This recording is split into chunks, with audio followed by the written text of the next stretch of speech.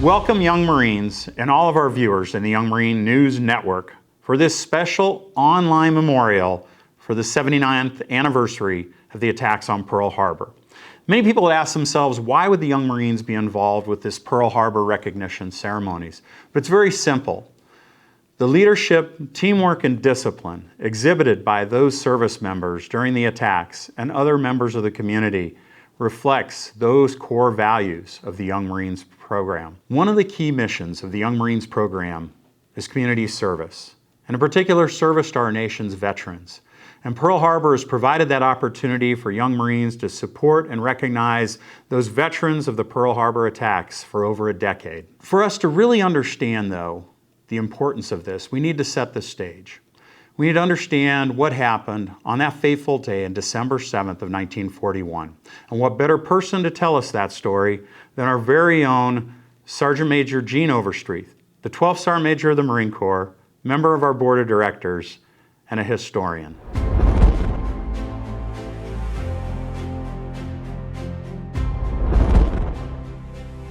Good morning, Young Marines, and welcome to the 79th anniversary of Pearl Harbor. If you will, it was a beautiful Sunday morning in paradise. As a matter of fact, that's what we call Hawaii. And you can imagine, like any typical Sunday morning, what was going on. First of all, we had people getting up. It was reveille on Sunday morning. They were getting up, shaving, getting ready to go to church, some of them. Some of them were getting ready to go out to the beach, getting all their gear together. Others probably were just coming in off of Liberty, since they had Saturday Night Liberty down at Waikiki, and they had a big dance down there the night before. So some of them spent the night down there, and they're on their way back. And once again, beautiful Sunday morning in paradise. At 07:48, the attack started. And it started by 353 warplanes coming from 6 aircraft carriers about 230 miles north of Hawaii. And the way they got there is when the fleet left Japan, they moved all the way around the northern end of the Pacific. It took them 10 days to get in position for the attack. They ran radio silence for 10 days to make sure that they were undetected, so they would be exactly in place for the attack.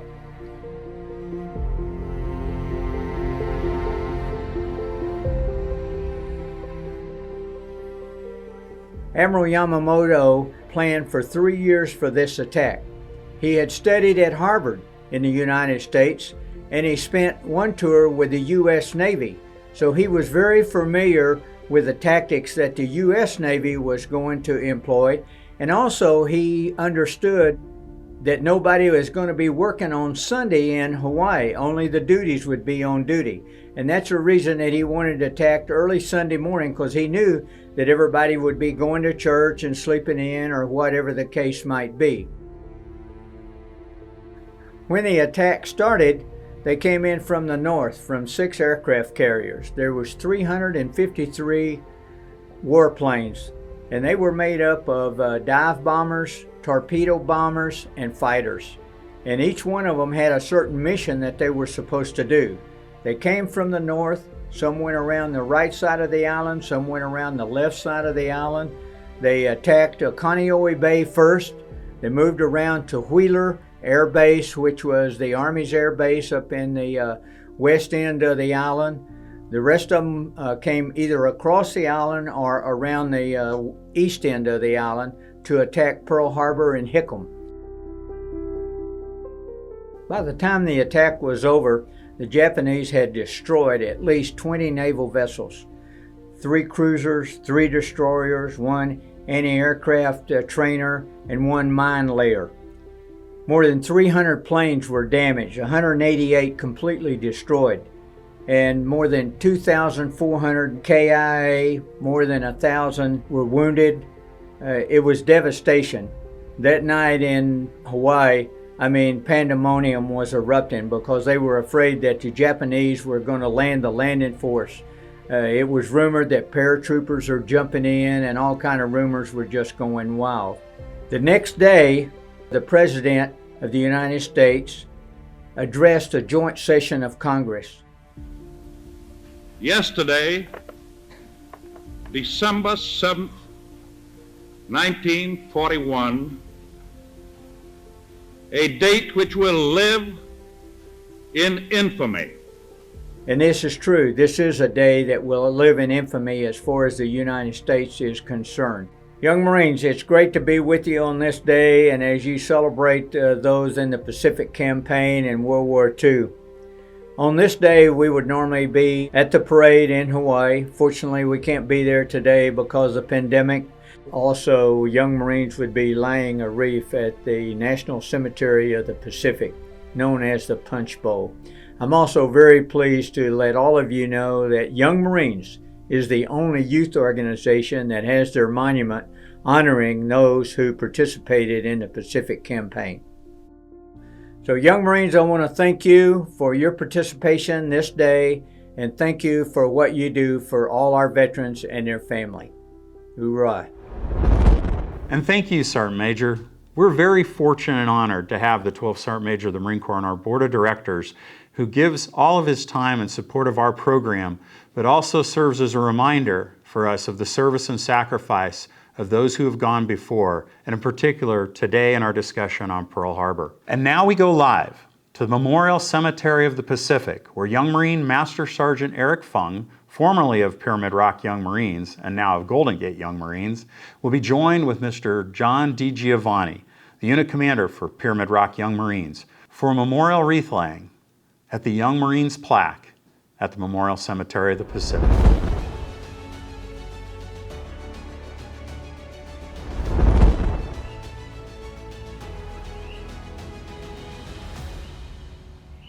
Aloha, my name is Young Marine Master Sergeant Fung. Today I'm at the National Memorial Cemetery of the Pacific, also known as the Punch Bowl. In previous years, we were able to have our own wreath laying ceremony at this location. Unfortunately, this year we are unable to. We still have efforts and are trying to honor our veterans by having a private wreath laying ceremony.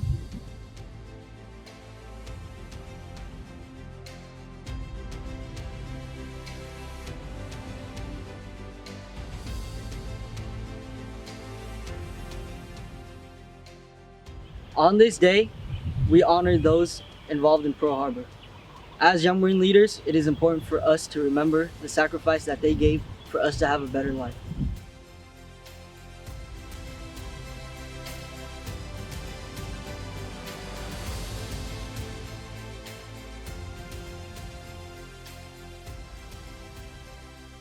We've had the privilege of being part of this event since 2011 and has grown each year ever since.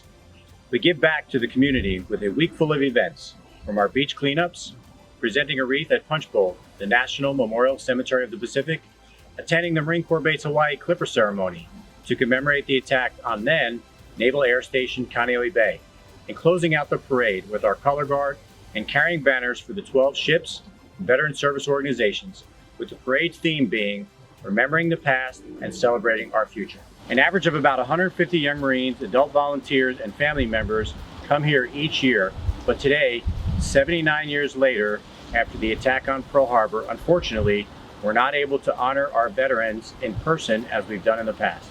We're looking forward to next year. Stay safe, stay healthy. Signing off from Hawaii, mahalo nui loa. And a big thanks to Young Marine Master Sergeant Fung and Lieutenant Colonel DiGiovanni for taking the virtual and making it real by placing the actual wreath there at the Punch Bowl at the Young Marines Memorial Plaque. And joining me now is our National Young Marine of the Year and a veteran of the Punch Bowl and other Pearl Harbor ceremonies from last year, Young Marine Sergeant Major Abby Waters. Miss Waters, how are you doing today? I'm doing great, sir. How are you doing today? Hey, we're filming again and we're being able to make a tribute to the Pearl Harbor. Even if we can't be there, we are there in spirit, and all of us across the country contributing to this memorial service. I just wanted to talk to you a little bit right now about the ceremony last year. I mean, last year was an amazing event for all the Young Marines that attended. We had some special guests, we had great guest speaker and others. I mean, talk a little bit about your experience going there, because as I recall, that was the first time you'd been. Yes, sir. Last year was the first time I had the opportunity to attend Pearl Harbor, and it was It was amazing. It was definitely an experience to remember. Being part of the formation in the ceremony was a really unique experience because I had the opportunity to see all of the veterans there and just watch their reaction through it all. And it was just very interesting to see how they were reacting to the event and just get to see them there. It was an amazing experience, sir. The ceremony is such a moving and inspirational part of that week, but there's so much else that goes on from the very beginning. I mean, you know, Sergeant Major Waters, I mean, it all starts, you know, when we get on island, get checked in, and then it's just event after event. I mean, you were there for all of it. You're worn out by the end. Absolutely, sir. We are usually having a packed schedule. We have the beach cleanup, which it's really awesome to see all of the young Marines participating, working together to clean up and give back to the community. We have the hike. Last year we hiked up to the lighthouse, and it was super cool and amazing. Then we head over to the Punch Bowl ceremony, and as we said before, that is just an amazing ceremony to be a part of and witness. And then we head over to the Marine Corps ceremony, and last year that was just a whole different experience. I had never seen a ceremony quite like that before, and I really enjoyed being able to see that and be a part of that. And then we finish it out with the Pearl Harbor Remembrance Parade, which is beautiful. It's at night, and there's so many different parts of the parade, and it's just so cool to see. Yeah, I got to say, we've been really lucky. You know, last year we hiked the lighthouse, and in years past we've hiked the Highland, or the Pooh, the volcanic crater there at Kaneohe Bay at the Marine base, but also we've done the nature hike out at Kapolei. You know, we've always been lucky with the weather. So far, the last 4 hikes, we've had good weather, but you're right, last year with the lighthouse at Makapu'u, which is just south of where the Marine Corps base is, we had just clear skies and weather. You could see all the way across the island. It was just amazing. And, you know, the Marine Corps base ceremony, as you said, I don't think a lot of people realize that's where the attack started. And last year, we had the young lady who was a child when that happened. Just amazing to hear her entire story about how that unfolded. And then more importantly, what happened after and how they had to live. And interestingly enough, sometimes you think about it, it parallels a little bit what we're going through now. They were locked down, they had to stay at home, there was curfews, and here we are having similar situations right now due to the pandemic. And so there's always a lesson learned, I think, that we take away. Absolutely. Well, thank you again, Young Marine Sergeant Major Waters, for joining us and for your perspectives and taking time out of your studies today. And we look forward to talking to you more in the next Young Marine News Network. Thank you for having me, sir.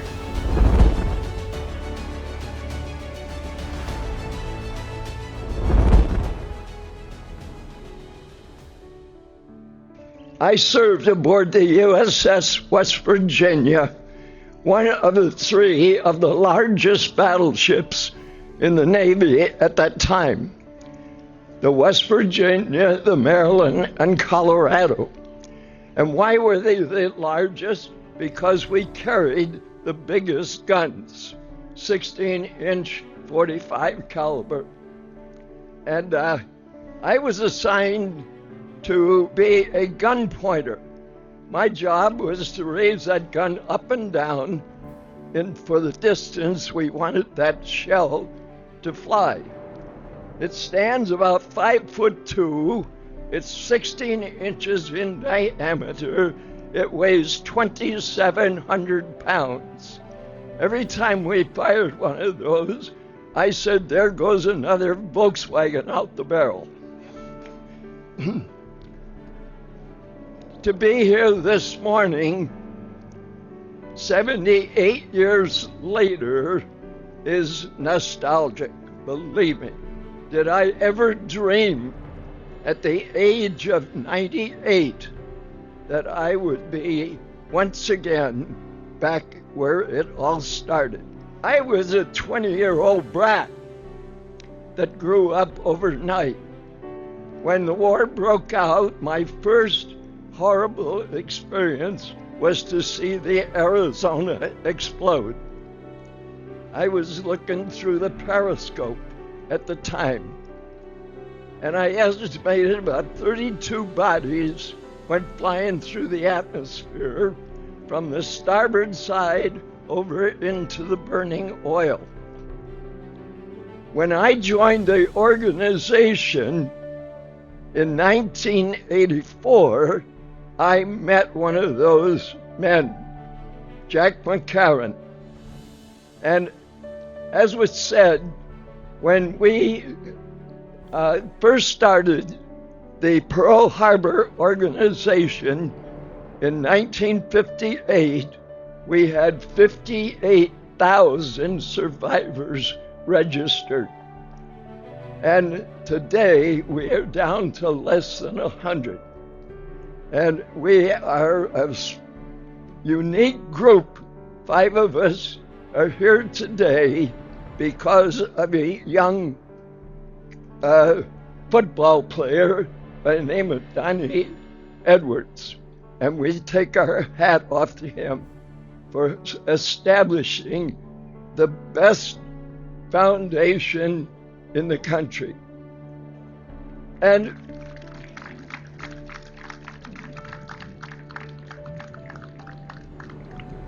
right above here in the area of Punahou was my girlfriend, Juanita Suarez, who I almost married, but not quite. And I was here for the 75th anniversary, and we were right here in this very spot. And the one that we wanted to find was Ernie Pyle, who is buried right over here in this cemetery. But many of our men that died on December 7th were beyond recognition. 11 men from my turret were buried here. Now I have an honorary member of our chapter, Lee Sandiford, who has been coming over here about twice a month, and having exhumed the bodies, and they're discovering their identity through the DNA. And I understand several from the Oklahoma have been discovered, and several from my ship. And I just want to say, I am honored to be among these outstanding Marines. So I honor these Marines, but I must tell you, it took the Air Force, the Coast Guard, the Navy, the Marine Corps, and our Army to win World War II. Thank you. What an amazing story. And when you think about it, our program is about honoring and supporting veterans. But more importantly, we get to learn from them as well. We get to learn firsthand those experiences they had and to carry those stories on into our own futures going forward. I just am amazed each year the different people that we get to interconnect with at the memorial service at the Punch Bowl, and really appreciate the support that we get from the staff and the people that work there to help us accomplish that mission. And it's really been special the last few years that we're honored to be joined by other organizations in the area and nationally. The American Legion, nationally and locally, the VFW, the Vietnam Veterans of America, the Marine Corps League, and AMVETS. We're all in that video clip laying out wreaths alongside the young Marines. And we've been blessed with their stories and their support, and also just the interaction between all of these organizations. They're to honor the memory of those that survived and perished in the attacks on Pearl Harbor. And I want to do a special thanks to Donnie Edwards at Best Defense for bringing out the 5 Pearl Harbor survivors to our 2019 Punch Bowl ceremony. The videos, the testimonials, the interaction with the young Marines telling their stories to them one-on-one was priceless. Thank you, sir, for your support to our nation's veterans and for coming out to be with the young Marines. Pearl Harbor was a major naval installation at the forefront of America's interests in the Pacific, and it drew service members from around the country. So let's take a moment to go to Muskogee, Oklahoma with the Thomas Blair Detachment honoring their local veterans.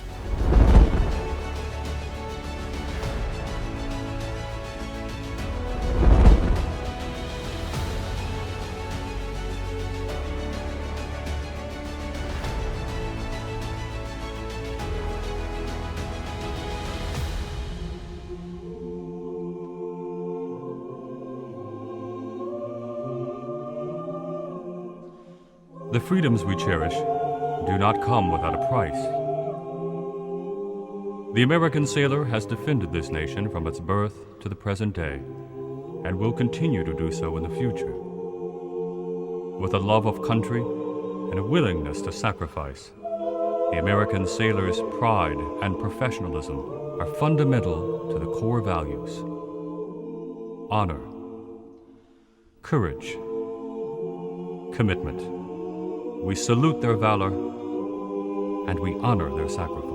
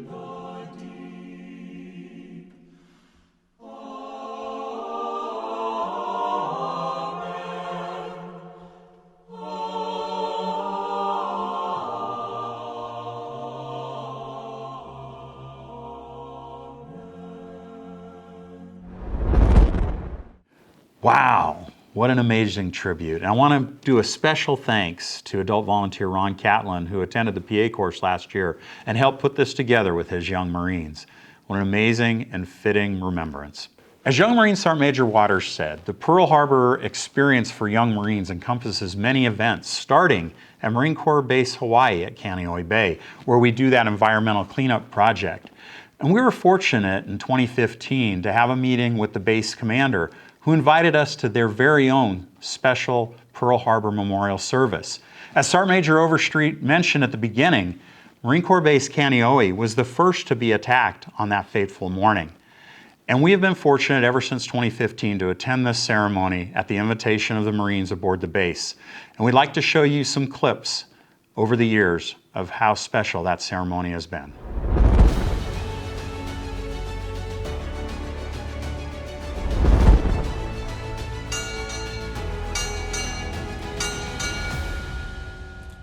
December 7th, 1941 is remembered as a day which will live in infamy. Here, at what was then Naval Air Station, Kaneohe Bay, 18 U.S. Navy sailors and 2 civilian contractors were killed during the Japanese attack.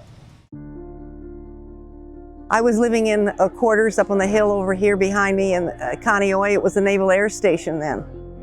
And the planes came in early in the morning, and I was dressed to go to chapel. I was about ready to go out the door when I heard the noise of the airplanes and went out on the porch, and they were right above me. They came right down the road in front of me. And as the commanding officer said, they came in low, and they were very low. The pilot that was above me at the time looked down at me, and I looked up at him, and we had eye contact, which you will find very common throughout the island where the attacks occurred. Many people had eye contact, the pilots were so low. And that was the start of it.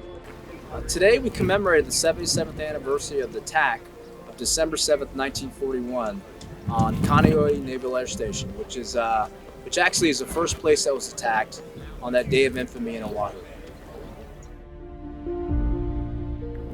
I'd ask that the young Marines take back from moments like this that from these people that have died, that they died serving, and that service to the nation is something that's much needed, has been needed through time, and will continue to be needed from their generation.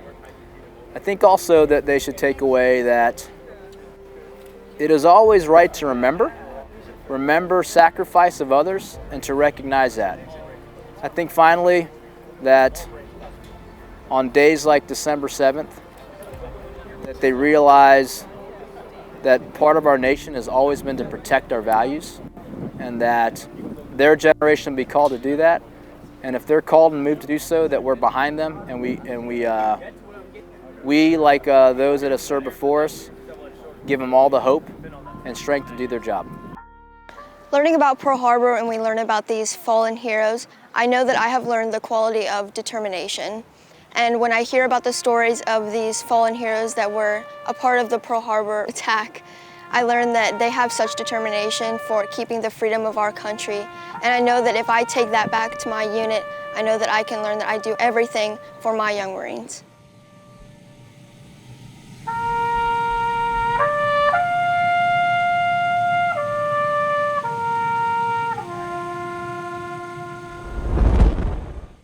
We're so very honored and thankful to be invited to this ceremony, and for the young Marines to be able to learn the history and be inspired by those actions that took place.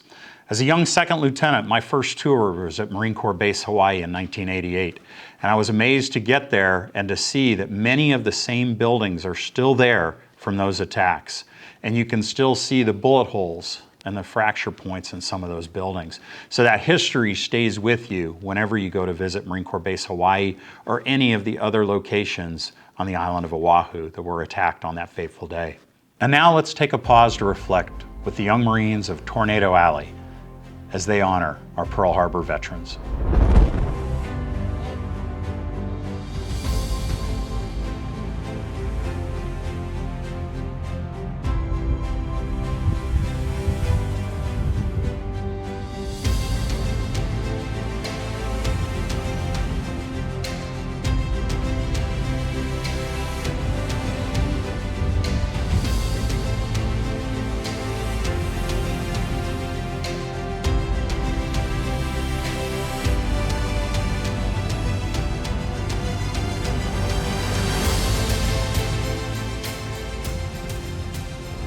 Many young Marine units also take the opportunity on island to go to Pearl Harbor and participate in some very unique activities there. At Ford Island is the Pacific Aviation Museum, there is the USS Missouri, and also the Arizona Memorial. And some have been fortunate enough to be able to observe a very unique event tied to these activities, and that's the Blackened Canteen ceremony. The Blackened Canteen ceremony started as a memorial service by a farmer in Japan, and has since also been replicated there at Pearl Harbor on that morning of December 7th.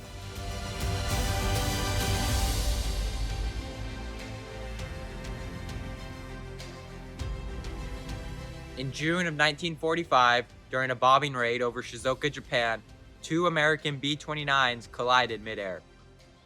All 23 crewmen were killed, as well as many villagers on the ground. Fukamoto Ito, a local businessman and farmer, was at the scene of the crash and was pulling the fatally injured airman from the wreckage. He recovered a charred metal canteen, distorted from the heat, bearing what appeared to be the indentation of the handprint of the American gripping it. Mr. Ito buried the Americans alongside the villagers that had died that day. He performed a ceremony to honor them and poured whiskey from the canteen onto the ground. At the time of the crash, Mr. Sugano was a young boy living with his family in Shizuoka. He never forgot the death and destruction that he saw that day. He also witnessed Mr. Ito's ceremony and never forgot the courage that it took to perform it. He was shunned for showing kindness to the Americans, but he continued anyway, year after year on the anniversary of the crash.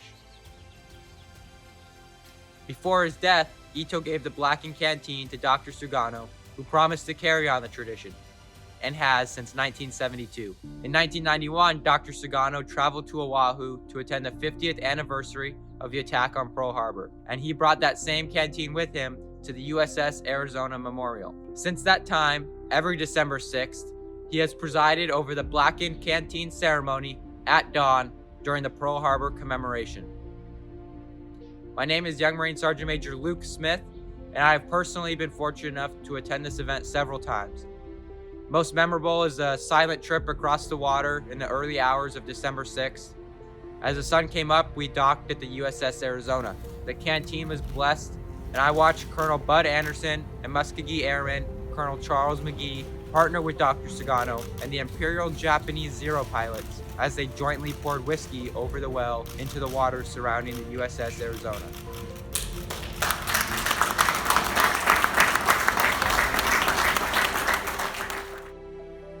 It was a celebration of peace and forgiveness. It was a solemn experience and one that I'm truly humbled and proud to be a part of.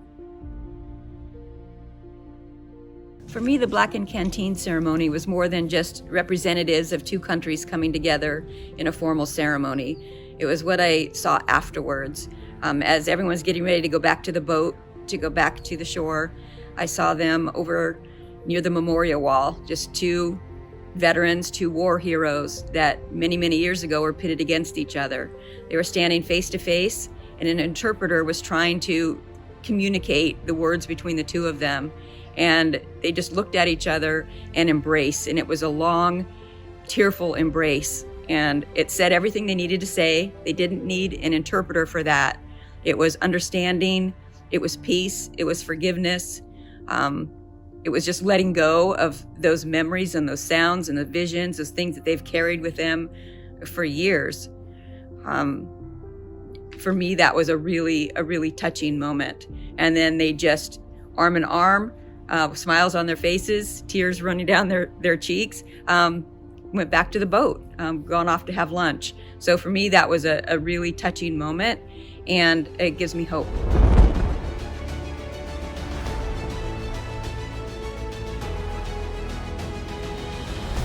You know, we talk about the Pearl Harbor, the commemoration parade, and there's so much activity that goes on with that parade.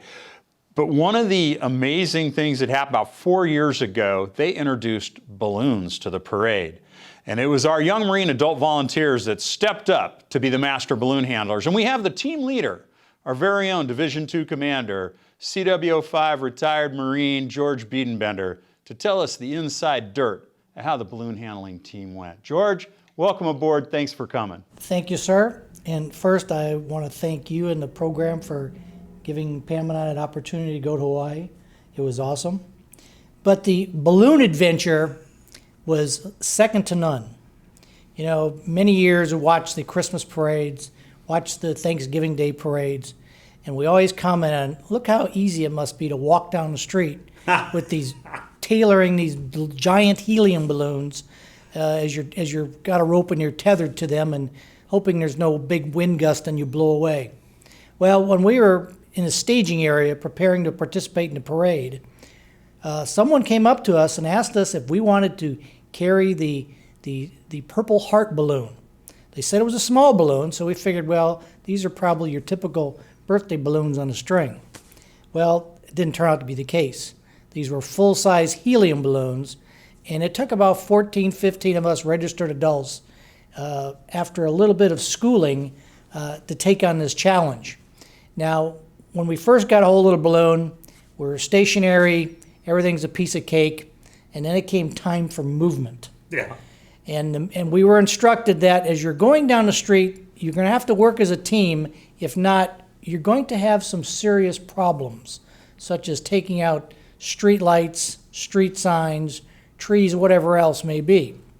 So as they finally got us onto the roadway, and they put a few of us were up front and had others in the back, we finally figured out real quickly what we had to do as we were going down the street. As we approached the first street light, it was recommended that a few of us up front run very fast forward with the balloon so that the balloon would lean down, and after you go under the light, then the back end, the other people in the back come forward so the balloon would stand back up. So for the entire length of this parade route, we were doing the ups and downs, and on a couple occasions, we had to do the sideways, where one crew would have to shift this way so we could turn the balloon so we'd go past the light or the obstacle. But to be quite frank though, and we were successful. We didn't pop the balloon. We didn't take out any street signs. We didn't take out any trees. It was a very uneventful event. You know, it's amazing too, and you'll see the footage. You know, you kind of short-sheeted that and undersold it because they got really good later when they learned how to spin the balloon around in front of the viewing stands for all the VIPs. But it was really an amazing amount of teamwork by the adult volunteers to see and for the young Marines to watch you do it. And you got big cheers all the way down. And that was the first year that we had the Purple Heart and the USS Missouri balloon. And in later years, you'll see some of the videos where they added in more balloons and our adult volunteers and other volunteers, you know, stepped forward to run those balloons. You know, you were there at the beginning too. There's all that activity and we talked about, you know, there's speeches and bands performing and stuff at the beginning. But you were saying something about something special you saw happen that year that kind of just all of a sudden popped up while you were waiting for the reviewing to start? Well, with any typical event, especially in preparation for parade, I mean, my wife and I have been around the Code Talker parades. We've been around various parades. We know there's always that hurry and wait time. Well, during this particular one for Hawaii, it was no different. It was hurry and wait. Everybody got staged. Everybody was in their little area, holding areas. But the high school bands that were present, one of them started doing somewhat of a rehearsal with their drums. And to be quite frank, they were showing off. Well, another high school band saw this. So next thing you know, we had this impromptu battle of the bands. And it was really fun to watch.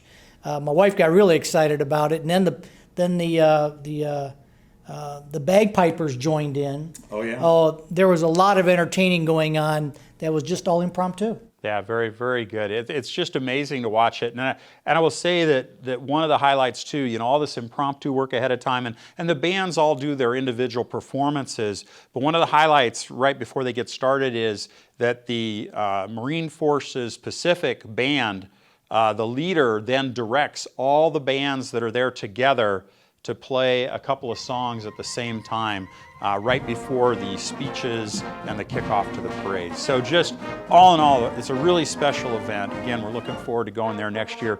George, thanks so much for stopping by and sharing some of those special experiences you had with everyone here. And thanks again for all the hard work you do as a volunteer as the Division II Commander. Thank you, sir. Hoorah.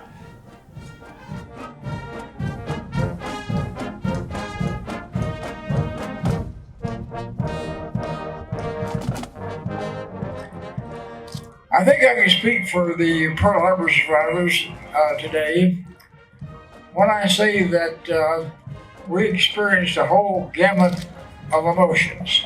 So the first emotion was surprise. Now in my case, the next emotion was fear. But above all else, that morning was pride. Our men responded magnificently. Everybody instinctively did the right thing at the right time without any caution about their own lives or liberty. So overall was pride. I think if the Defense Department ever decides to honor all of our heroes, they'll have to buy a copper mine in Utah and a cotton field in Texas to mold the medals and to weave the ribbons deserved. In my mind, everybody was a hero that morning. I have a message for this generation and the generation to follow. You are the leaders. You are the taxpayers. You're the voters. You're the legislators. I saw a no parking sign recently. It said, "Don't even think about parking here." My charge and the charge of as veterans to the generation now and to come is keep America so strong in cyberspace, in space, in the skies, on the ground, on the ocean, and under the ocean. So strong that no tyrant or dictatorial government will even think about attacking us. So that's my job.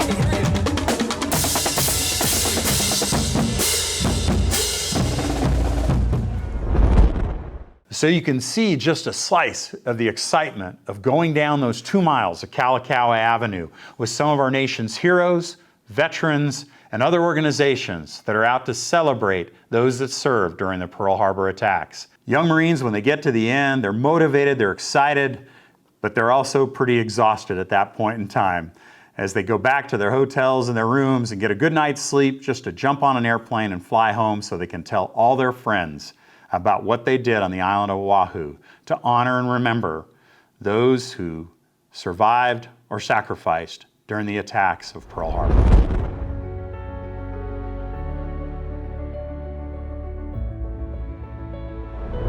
Right, right, left, left, left, right, order, left, left, right, left, right, left, right, left, left, right.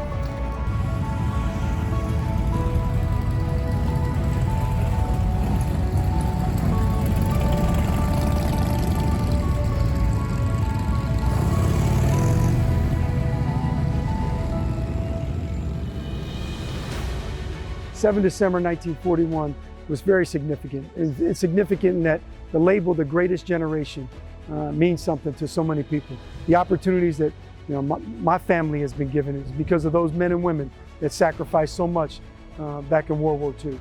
The first word that comes to mind when I think about what we're doing here today is about citizenship and how we as Americans don't take for granted the great things that our country has to offer. But most importantly, that we take the time and invest our energy in educating our young people on how great our country is and the opportunities that our great nation provides to us.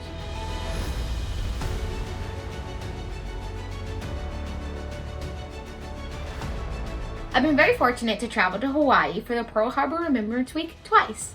And one of my favorite things to do both times was attend the wreath laying ceremony at the National Memorial Cemetery of the Pacific. It's such a surreal feeling to be in that cemetery and then to hear the veterans' stories of what they lost and what they did during that day. One of my favorite stories was from a man named Stuart Headley. His story was so moving and it really brought me to tears from what he saw and what he was able to accomplish that day. And then afterwards, I was so lucky to be able to go and talk to him. So I went up to him and he stood up out of his wheelchair and he gave me a hug. And he said, "Thank you for what you do in this program." And that brought me to tears because although they've given so much for this country, they're thankful for what we do, the little bit that Young Marines gives back. And that he was just such an incredible person and it was such an incredible experience to be able to meet him. And then of course, just being in Hawaii and being able to take in the Polynesian and Hawaiian culture is so amazing.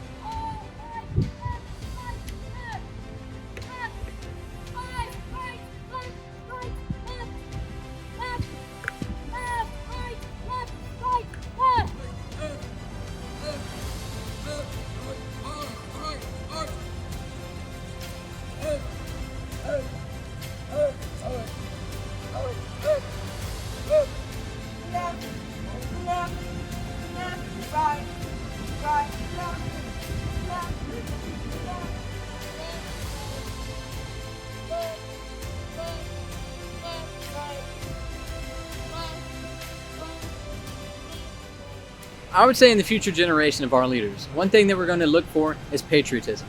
And I feel like the Young Marines has only developed that in myself and the Young Marines around me, and I can see that through every event, such as Veterans Appreciation here on Pearl Harbor, Hawaii. And I feel like patriotism and love of our country is really going to be a key factor in the leadership of future generations. My favorite memory from that trip was going to the USS Arizona Memorial and helping out the beach cleanup, in addition to marching in the Pearl Harbor Remembrance Day Parade.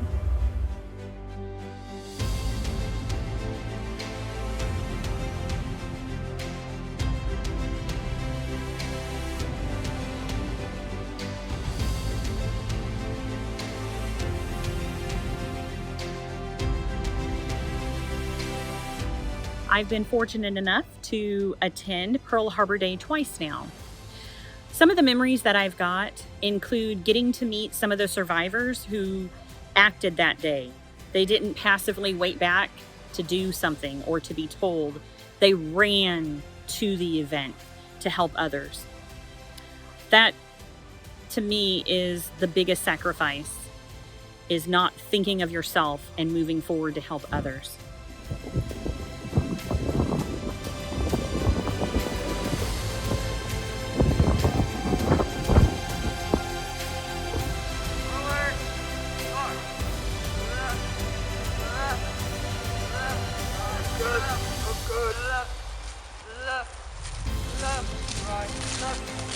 Right.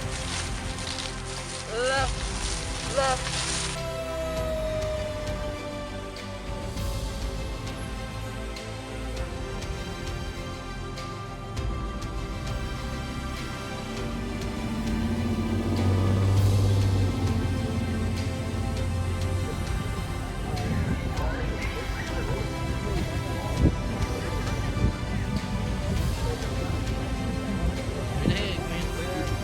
This note. Left,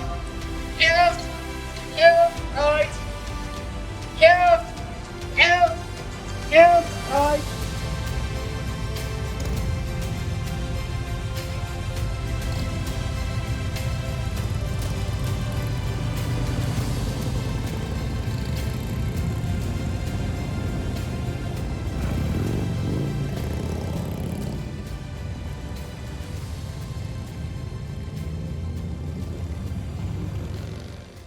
Attending the Pearl Harbor event last year was so special to me. Looking around the beautiful island of Hawaii, it was hard to imagine that the surprise military attack that launched the US into World War II happened there. One thing that really sticks in my memory was the Pearl Harbor Memorial Parade. Walking up and down the parade route, I saw a World War II veteran walking in the parade and waving at everybody. I imagined him being a young man experiencing the events of December 7th, 1941. And there he was, back all these years later, in the place it all started. I was so thankful to be able to be a part of the Pearl Harbor event. The brave men and women who lost their lives during the attack are remembered and honored. And we can thank and appreciate the veterans who survived and were back to remember that fateful day.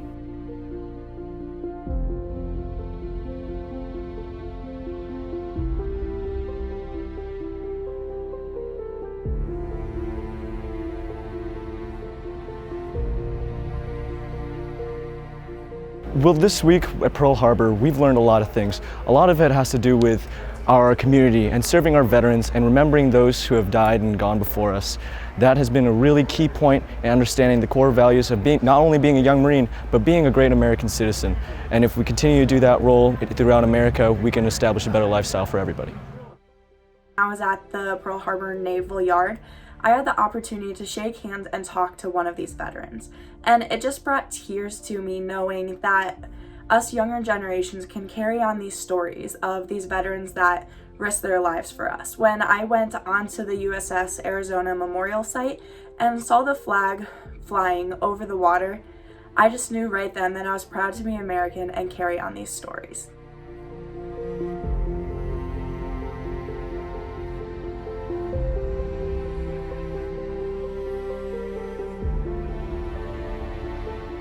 One of my favorite memories from Pearl Harbor was attending the wreath-laying ceremony in the Punch Bowl and watching one of the World War II veterans that was attending actually walk himself to the center of the stage and speak and tell his story from when he served in Pearl Harbor.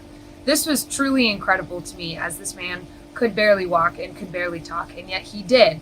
He walked himself up to that stage and he told us his story. And I think that's incredible, because this is the precise reason why the Young Marines programs honors our veterans and why we participate in events like this. It's for the men like those that are willing to tell their story and fall upon ears that are willing to listen. Although we're not able to be there in person, we are still able to recognize, memorialize, and honor our nation's veterans. And we felt compelled to do so this year for Pearl Harbor, for all of those who served and sacrificed 79 years ago today. So this year continues to be unique, but we're very fortunate that we have so many great memories, both on video and from live testimonials of what it is like to be there to honor those who sacrificed and served during Pearl Harbor. And we look forward to next year for the 80th anniversary, as young Marines and adult volunteers from around the country will be able to join again to celebrate and honor in person. Thank you for watching, for participating, and thank all of our supporters who helped make this possible. Ura, Semper Fi, and never forget.